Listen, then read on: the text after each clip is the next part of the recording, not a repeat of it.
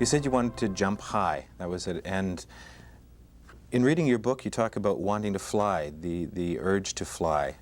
Does that as well influence your personal life, how you feel in your personal life?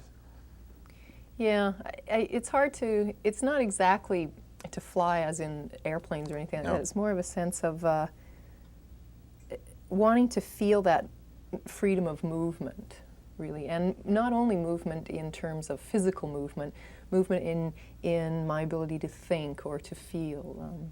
I suppose that's very pervasive in my life. Mm-hmm, mm-hmm. You have used high jumping as a yardstick to, excuse the pun, but as a yardstick to measure your life and what's happening in your life. Mm-hmm. Well, as I was saying earlier, it's because it's so much a reflection of what's going on inside. If I paid attention and looked at it, it gave me a very good, very black and white measure. It's not like you can say, well, they liked me or they didn't. It didn't matter if anybody liked what I did. Mm-hmm. It was very obvious what I'd done. So I couldn't sort of find that sort of gray area in there. It was very apparent how I was doing if I paid attention to it. And if I paid attention to it, it was also very apparent where it was coming from. What part of me was it coming from? Is it like then an expression of art? Does it become artistic at some level? Oh, I think so. I think that anything that you keep yourself really open to and are willing to see in a lot of different ways, rather than, I think as soon as you decide that this is the way I am, this is the way I do it, there's not very much room to be creative anymore. Mm-hmm. James Lawton talks about there being two Debbie Brills.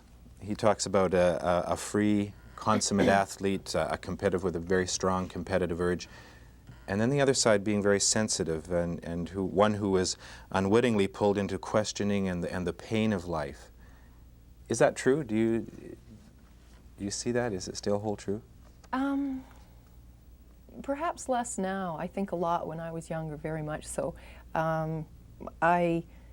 I couldn't put the two together. They didn't seem to fit, and it was so distressing to see this one part of me which would go out and compete, and I was so focused when I competed all the time that, and then to hear what people were saying about me, it didn't seem to match with what I was feeling inside. So it did feel very much like there was this, and I started to develop like that sort of professional face for a while there, which also didn't feel good. I didn't like being something in front of one person or one camera and something different outside of that. Mm-hmm. So I think that for a long time, perhaps part of the learning and growing was to bring all those senses of me together and to not care what somebody else thinks. Mm-hmm. And to balance it, mm-hmm. I take it.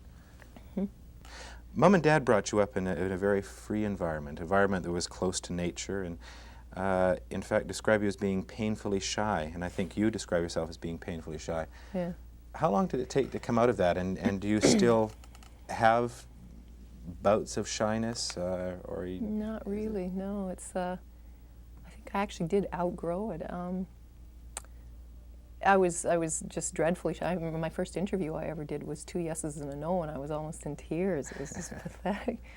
But I think learning to be, I always felt confident about myself physically and my ability to do things. I felt confident about myself inwardly, but I felt not very confident in my ability to say what I felt for a long time.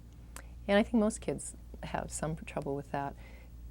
I think simply learning, and I think perhaps being in a situation where I was questioned all the time made me learn to think in a way that, and really sort of look at myself critically, and in so doing helped me to actually work my way through that and come to a sense of, wait a minute, I think about this, I know what I think, I know what I feel, and it's not, maybe I can't articulate it now, but I will.